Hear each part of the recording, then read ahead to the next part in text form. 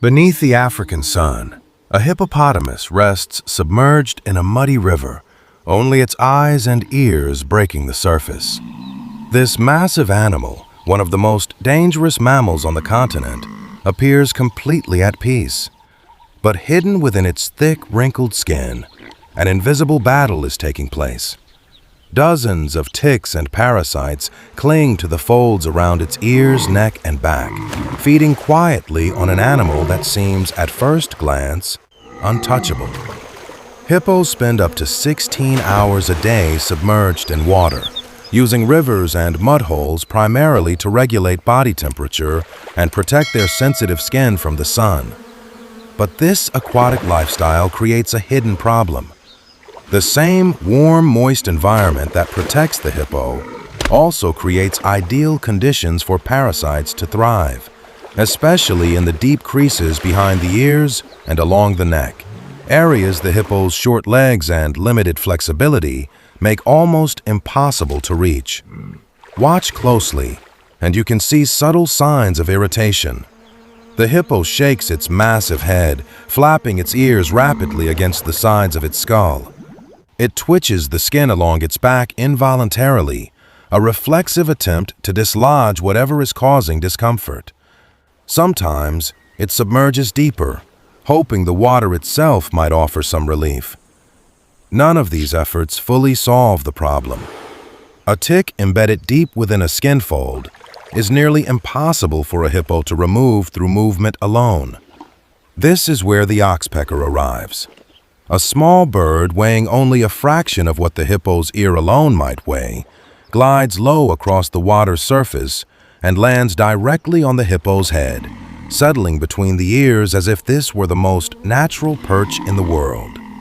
For the oxpecker, this is not an act of bravery. It is instinct, shaped by generations of birds that learned exactly where to find their next meal. The bird moves immediately toward the areas most likely to hold parasites, behind the ears, along the neck folds, across the exposed ridges of the back. Its narrow, precise beak parts the thick skin, searching methodically until it locates a cluster of ticks feeding just beneath the surface. One by one, the oxpecker extracts them, working with a speed and accuracy that no larger animal could replicate.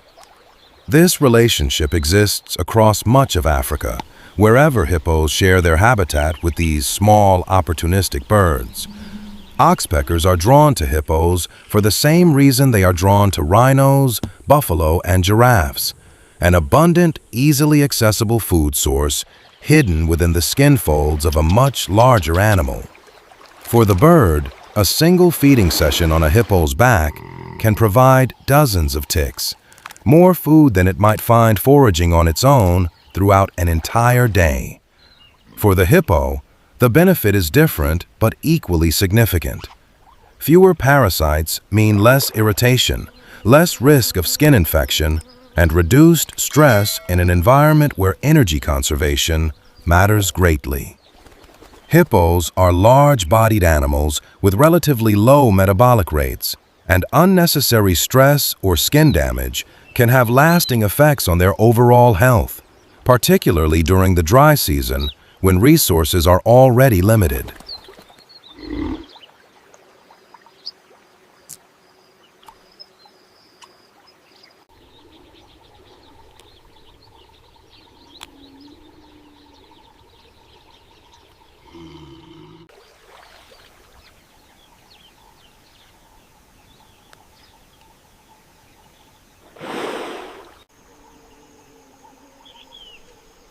This exchange represents a clear example of mutualism, a relationship where both species benefit without direct cost to either. The hippo tolerates and, in some cases, appears to actively welcome the bird's presence, remaining still and calm as the oxpecker works across its ears, neck, and back. The bird, in turn, receives a reliable, low-effort food source it could not access without the hippo's cooperation. Interestingly, oxpeckers appear to target the same specific areas repeatedly: the ears, the neck folds, the ridge along the spine. because these locations consistently harbor the highest concentration of parasites. Over time, this creates a kind of routine maintenance system, an ongoing partnership repeated daily across countless hippos throughout their range, largely unnoticed by anything except the animals directly involved. As the oxpecker continues its work, the hippo remains motionless, occasionally blinking slowly, showing no sign of distress. This calm tolerance is notable, considering hippos are known for aggressive, defensive behavior toward almost every other species that approaches too closely. The bird represents a rare exception, an animal small enough, useful enough, and non-threatening enough to be allowed this close proximity without triggering any defensive response. This dynamic offers a broader lesson about ecosystems as interconnected systems rather than collections of isolated species. Hippos shape their environment significantly. Their movement through water and land affects nutrient distribution, vegetation patterns, and the overall structure of wetland habitats. Oxpeckers, in turn, depend on large mammals like hippos not just for food, but as a consistent, stable presence within their ecosystem. As feeding continues, the bird eventually moves toward the hippo's back, hopping across the wet, ridged skin toward another visible cluster near the shoulder. The hippo shifts only slightly, allowing the bird continued access without disruption.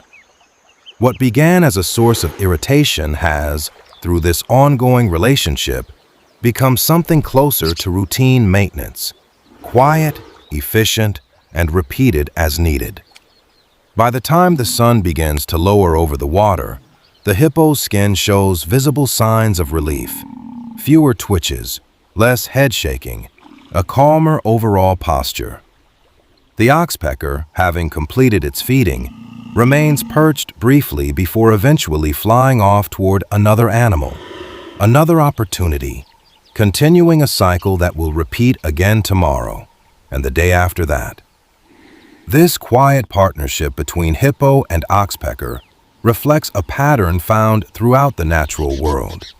Small solutions to problems large animals cannot solve alone. Strength and size offer protection from most threats, but not from parasites hidden within the body's own folds. In this simple, repeated exchange between bird and giant, nature demonstrates once again that survival often depends not on power alone, but on cooperation between species built to complement each other's limitations.